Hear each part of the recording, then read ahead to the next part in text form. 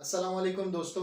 आप सब दोस्तों को खुशामदीद कहता हूँ अपने चैनल लीगल एनालिसिस में। मैं हूँ आपका दोस्त एडवोकेट अब्दुल अलीम और आज का जो टॉपिक हमने सेलेक्ट किया है वो प्रीवियस मेरे टॉपिक के साथ कनेक्टेड है। अगर जिन दोस्तों ने टॉपिक नहीं देखा जो मैंने प्रीवियस बनाया था जिसमें हमने डिस्कस किया था कि ज़मानती मचलके या ज़मानत किसी क्रिमिनल केस में या सक्सेशन केस में जब ज़मानत जमा कराई जाती है तो उसको जमा करने का तरीक़ेकार क्या होता है, जो लीगल प्रोसीजर होता है।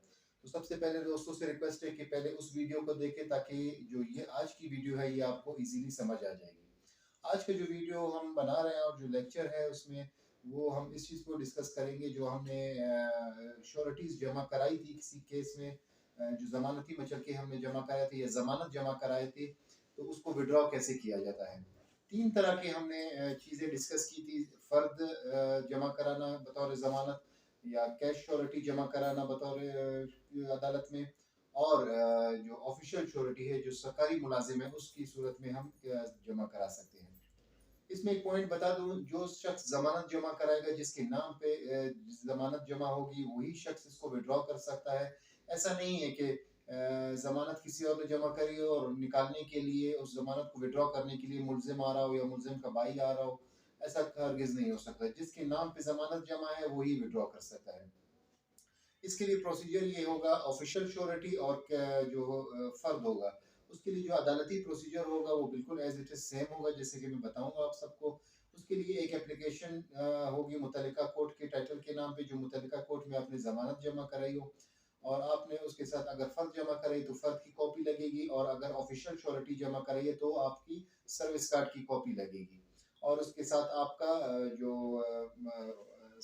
पे स्लिप होगा वो उसकी कॉपी लगेगी। CNIC की कॉपीज लगेंगी उसके साथ, और जो मुतल्लिका ऑर्डर होगा, जो फाइनल जजमेंट होगी जिसमें मुलजिम या तो बरी हो चुका होगा या अगर सजा होगी।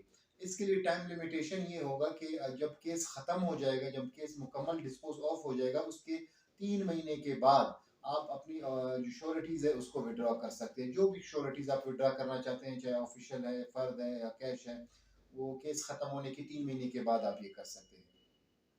जो एप्लीकेशंस होंगी वो इस एप्लीकेशंस के साथ आप फर्द की कॉपी लगाएंगे, और जो मुतल्लिका आप CNIC आपका होगा उसकी कॉपी आप लगाएंगे, और जो जजमेंट होगी उसकी सर्टिफाइड कॉपी उस एप्लीकेशन के साथ लगा के कोर्ट को आप सबमिट कराएंगे। कोर्ट उस पर अपने रिमार्क्स देके उसको रिलीज करने के ऑर्डर्स जारी करेगा।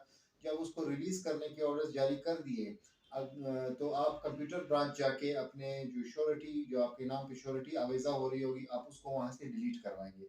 ये सब प्रोसीजर करने के बाद जब आपको जो फर्द की सर्टिफाइड कॉपी जो आपने श्योरिटी के तौर पे जमा कराई होती है वो फाइल से निकाल के आपको हैंड ओवर कर दी जाएगी। तो अब आप इसको ले जाके जो मुतल्लिका तहसील का ऑफिस होगा वहाँ पे मुतल्लिका तहसीलदार को आप देंगे और उनसे कहेंगे कि ये जो फर्द की कॉपी थी जो मैंने जमानत में जमा कराई थी वो रिलीज हो चुकी है, लिहाजा मेरे फाइल में भी इसको रिलीज कर दिया जाए। तो वो आपसे जो फर्द की कॉपी होगी वो लेके मुतल्लिका आपका रिकॉर्ड जो है ना वो क्लियर कर देगा, और उसमें जो श्योरिटी आपकी जो अदालत में जमा की हुई थी वो जो लिखा हुआ था वो सबको मिटा के वो क्लियर हो जाएगी।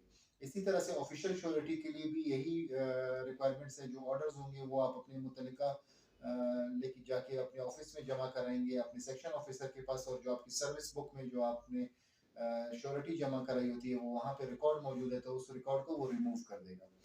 और लास्ट जो श्योरिटी होती है, जो कैश श्योरिटी अमाउंट है जो आपने जमा कराई होती है अपने नाम पर, उसके लिए जब आप एप्लीकेशन लिखेंगे, एप्लीकेशन के साथ आप वो जो रसीद अपने अकाउंट्स ब्रांच से आपको मिली होती है ऑफिशियल कैश श्योरिटी जमा कराने के लिए, वो जब आप उसकी एक कॉपी आप अपने साथ लगाएंगे, उसका ओरिजिनल का होना आपके साथ ज़रूरी है। अगर ओरिजिनल गुम जाता है आपसे तब आप एक हल्फिया बयान 10 रुपए के स्टाम्प पेपर पे एक हल्फिया बयान लिखेंगे कि वो जो मुतल्लिका रसीद है वो मुझसे खो गई है और ऑफिशियल जो कैश श्योरिटी है वो मेरे नाम पे जमा है, तो मैं उसको विड्रा करना चाहता हूँ। तो वो एप्लीकेशन के साथ अनेक्स होके मुतल्लिका अदालत में आप जमा कराएंगे, अदालत उसको रिलीज करने के ऑर्डर्स देगी, और जब वो रिलीजिंग ऑर्डर्स आप वो एप्लीकेशन ले जाके अकाउंट्स ब्रांच में दिखाएंगे, अकाउंट्स ब्रांच एक परफॉर्मा बना के जिसे हम डिमांड ड्राफ्ट कहते हैं वो आपके नाम पे बना के सेशन जज से साइन करवा के आपके हैंड ओवर कर दिया जाएगा। फिर आप उसको मुतल्लिका जो खजाना ऑफिस होगा, जो ट्रेजरर ऑफिस होगा, ट्रेजरी ऑफिस होगा, वहाँ पे आप जाके उसको सबमिट कराएंगे। एक दिन बाद ट्रेजरी ऑफिस आपको एक दिन का टाइम देने के बाद जब अपनी क्लियरेंस कर देती है उस पे, फिर आपको वो जो डिमांड ड्राफ्ट होगा वो वापस आपके हैंड ओवर कर दिया जाएगा और आपको ये कहा जाएगा कि आप जाके इसको अपने बैंक अकाउंट में एज ए चेक जैसे हम डिपॉजिट करते हैं उसी तरह से आप अपने अकाउंट में डिपॉजिट कर दें ताकि ये कैश अमाउंट आपको मिल सके। इसके लिए ज़रूरी इंतहाई अहम ज़रूरी बात ये है कि आपके नाम पे अकाउंट होना बहुत ज़रूरी है, चाहे किसी भी बैंक में हो। अगर आपका अकाउंट नहीं है तो किसी और अकाउंट में आप उस डिमांड ड्राफ्ट को जमा नहीं करा सकते। इसके लिए आपको अपना अकाउंट बनाना पड़ेगा। तो दोस्तों ये कुछ तरीक़ाकार था जो ज़मानती मचलके जमा करवाने के बाद आप उसको विथड्रॉ कैसे कर सकते हैं। तो अगर किसी को ऑनलाइन मुआवनत की कानूनी मुआवनत की ज़रूरत हो तो हम ऑनलाइन भी अवेलेबल रहते हैं। व्हाट्सएप नंबर हमारा वीडियो के डिस्क्रिप्शन में मौजूद है। तो हमारे साथ बने रहिए और तमाम दोस्तों से रिक्वेस्ट है कि वो हमारे चैनल को सब्सक्राइब करें और शेयर करें ताकि हर इन्फॉर्मेटिव वीडियो उन तक टाइमली पहुंच सके। तो आज के लिए इतना ही। Thank you very much.